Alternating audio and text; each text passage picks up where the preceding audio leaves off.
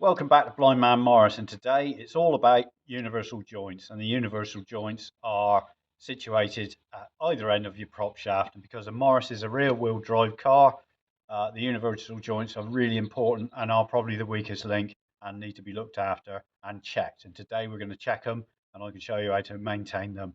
So what is a universal joint? Well, the universal joint is a knuckle which sits at either end of the prop shaft and allows the car to be driven at an angle and around corners and everything as the car's been driving along. So we're going to dive down underneath and we're going to show you how to check them to see if they're worn. So for the purposes of filming and safety, I've got the car up on axle stands and a jack, and the front wheels are chocked so it can't move anywhere, and I'm on nice level ground. So now we're going to go under the car and check the universal joints. Well, here we are under the car again, and I'm pointing to the universal joint, which is at the gearbox end.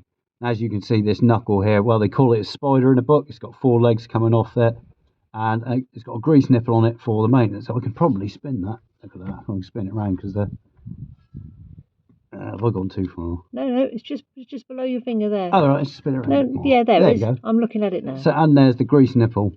So inside this universal joint, you've got roller bearings, and they are lubricated by this grease nipple. And at this coupling end here, there's holes in the end of the gearbox shaft there, which allows oil from the gearbox to lubricate the drive splines in there. So that is self-lubricating.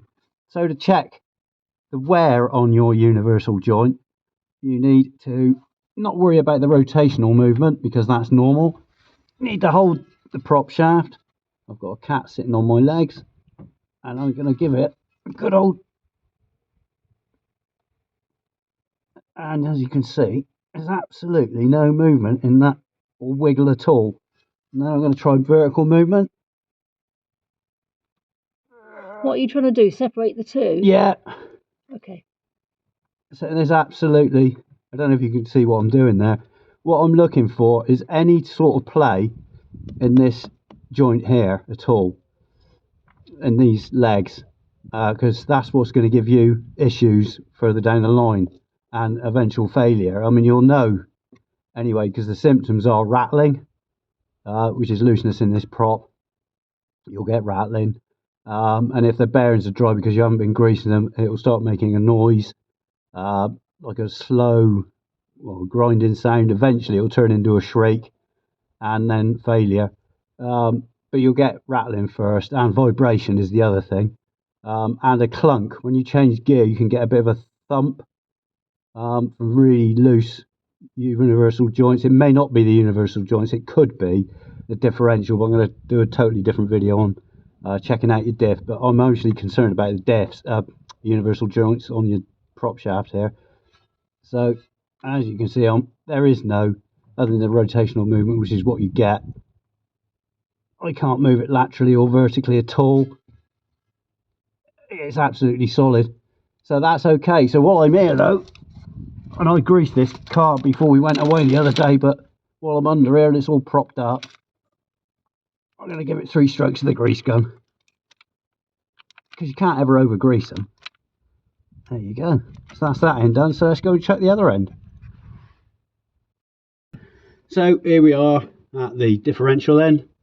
I'm going to spin that around so you can see the grease nipple. Yeah, it's just at the bottom now, so you can turn it towards me slightly, be able to see it. There we go. There you go. There it is. Need to clean that off. So again, I'm going to check it like I did the other end. I'm not worried about the rotational movement. Up and down right next to the coupling. Absolutely nothing at all. Backwards and forwards, left and right, up and down. No, nothing. No movement, so I'm happy with that. So I know the universal joints are okay on this car. So I'm going to look around for rust on the coupling now. I can't feel nothing more than what you'd expect. And again, on with a grease gun while I'm under here, because I'm struggling away under the car, so just as well grease it while I'm here. Come on, blindy, where is it? Oh, there it is.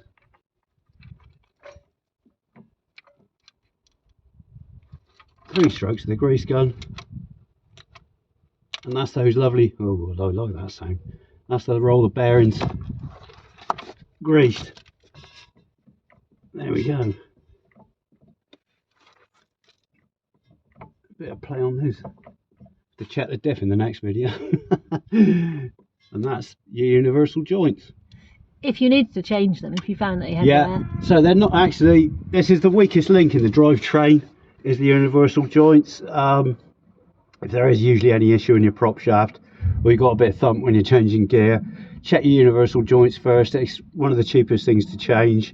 I think they're only about £5 each, I think. And it's just a case of dropping the prop shaft off, taking it in your workshop or workspace, squeezing the circlip off, popping your universal joints on and replacing them, and that's it. So it's a straightforward job, but it's worth having a look at them occasionally. Once you've checked them once, you probably don't need to check them again for a few years, but just always lubricate on your normal lubrication cycle. I do it every season really, or before I go on a long journey, so at least 4 or 5 times a year. Some people do it every 1,000 miles. It's personal preference. You can't over grease them, frankly. If you're under there, grease them. That's what I do. And there we go, and it's on to the next job.